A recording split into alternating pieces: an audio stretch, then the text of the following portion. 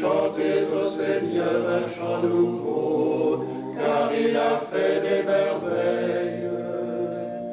Par son bras très saint, par sa main puissante, il s'est assuré la victoire. Dieu révèle sa victoire à toutes les nations. Je me sens très, très heureux ici à Mondéka. Il y a une, même sans en parler, hein,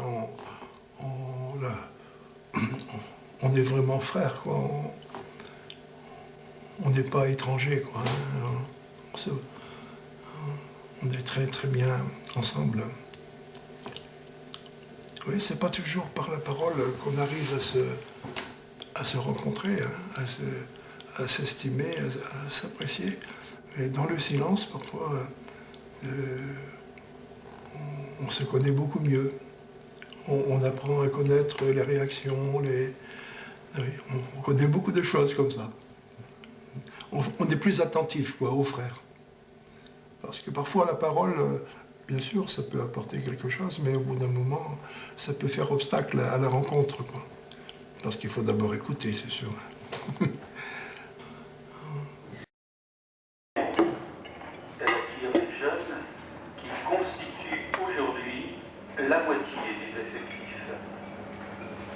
Pour moi, ça représente une famille. Une famille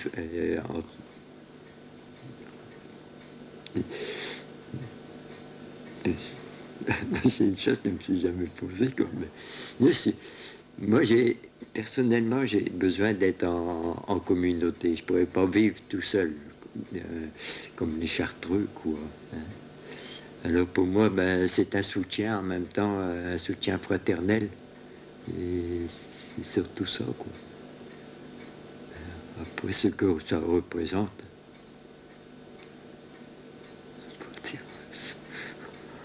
l'aide des frères comme ça, leur affection aussi. Me sentir aimé, en mettant, moi, bien souvent, on me dit, ben, la cuisine, elle est bonne et tout ça. Ben, je dis, oui, ça peut être bon, mais si on n'est pas aimé, vous pouvez faire n'importe quoi. C'est pas ça, tandis que quand on sent qu'on est aimé par ses frères, ben, on a beaucoup plus de goût. Et puis, c'est eux qui disent que c'est bon parce qu'ils m'aiment, quoi. Ils m'affectionnent. Je suis encore du monde, je suis encore dans le monde. Pourquoi? Parce que je suis un homme de ce monde. Que je le veuille ou que je ne le veuille pas, on peut être aussi pieux qu'on le veut, on peut passer des journées ou des nuits à genoux devant les sacrements, on peut prononcer des belles homélies, tout ce qu'on veut, mais le plus profond de notre être est un pauvre type, quoi. Enfin, il reste l'homme de cette terre, l'homme de ses passions, de ses fantasmes. Quand on est au monastère, on ne devient pas en une fois un petit ange avec des petites ailes. Hein. Nos pensées nous suivent d'une certaine manière. Il faut les apprivoiser. Pas les écraser ou les rejeter, mais les apprivoiser.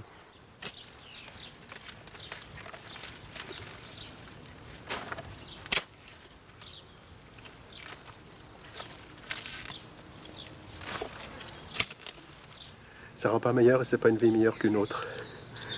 C'est simplement une question de vocation, d'appel.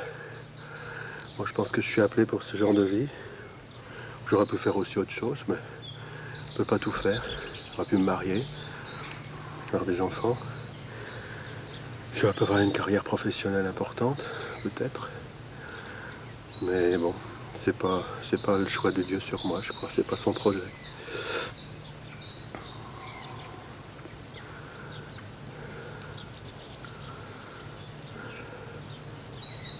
Je pense que c'est pas une vie meilleure. Je pense pas que je sois bonifié. Enfin quand même un peu, j'espère, mais disons que j'ai grandi, humainement et spirituellement. Grandi à travers les joies, mais peut-être surtout les épreuves qu'il a fallu traverser. C'est pas toujours rose tous les jours. Avant de venir à l'abbaye, j'avais des copines, J'avais un petit appart, un petit appartement assez luxueux. Je faisais ce que je voulais. Des fois, j'allais au resto avec des copains ou même tout seul pour faire un bon petit gueuleton. Je vivais là, une vie tranquille, comme diraient les Romains, carpe diem. Hein. Enfin, on profite du temps, quoi. On pensait qu'à soi, finalement, à son petit bonheur. Ou à la limite, on peut trouver son bonheur avec une copine, mais en profitant au maximum de la vie. Mais ce n'est pas ça vraiment le bonheur ultime. Hein. Mais j'y pense encore. Hein. Des fois, quand ça va difficilement, quand c'est dur, je pense à des copines que j'ai pu avoir. Mais ce sont des moments, ce sont que des petits moments. Et ça n'a pas cette force ou cette ampleur qui pourrait vraiment me relancer, je dirais, sur la voie du monde, quoi. Parce que la force qui m'a amené ici, c'est une force c'est transcendant. Ça dépasse tout. Ça me dépasse totalement. C'est autre chose, quoi. Et ça, on n'oublie pas.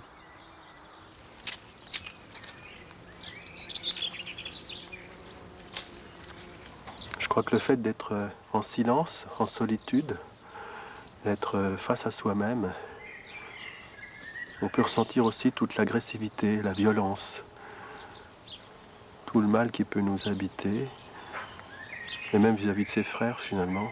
Comment on peut un frère qui nous énerve par exemple, où on a une antipathie naturelle avec lui, des fois on a envie de lui ficher un coup, d'aller aux mains, ou même de lui tordre le cou, ça peut aller jusque-là. Bon, c'est que verbal évidemment, ou intérieur. Mais alors c'est important de l'exprimer dans sa prière, notamment avec les psaumes, où on peut exprimer sa violence, son agressivité, plutôt que de le faire en acte. Souvent, les gens pensent, oui, la vie communautaire, ce qui est très dur, c'est la solitude, ne pas pouvoir se marier ou avoir une copine, ou bien ne pas pouvoir sortir quand on en a ras-le-bol, on a envie d'aller au cinéma, ou bien aller boire un pot quelque part, c'est pas possible. C'est pas ça vraiment le gros problème. Le gros problème, finalement, c'est vivre avec mon frère, qui a un sale caractère, que je ne supporte pas, avec qui j'ai aucun atome crochu. Parce qu'on a forcément des atomes crochus avec certains frères, hein, ce sont des copains, enfin ça va bien. Mais il y a certains frères qui vraiment, on ne sait pas voir leur visage. On ne les supporte pas. C'est pas qu'ils sont méchants, mais ça nous dépasse, quoi. Et pourtant, tu es appelé à vivre nuit et jour, jour et nuit, année après année, durant 1 an, 5, 10, 20, 40, 50 ans, avec ce frère. Et, comme une épouse. Sauf qu'une épouse, on l'a choisie. Ce frère-là, on ne l'a pas choisi. Il a été appelé par Dieu pour vivre une vie monastique avec moi, un chemin de liberté intérieure, je dirais, je reprends là les mots là tout de suite, un chemin aussi de joie, mais il est différent. Il est différent de moi. Il est différent et il faut vivre avec cette différence.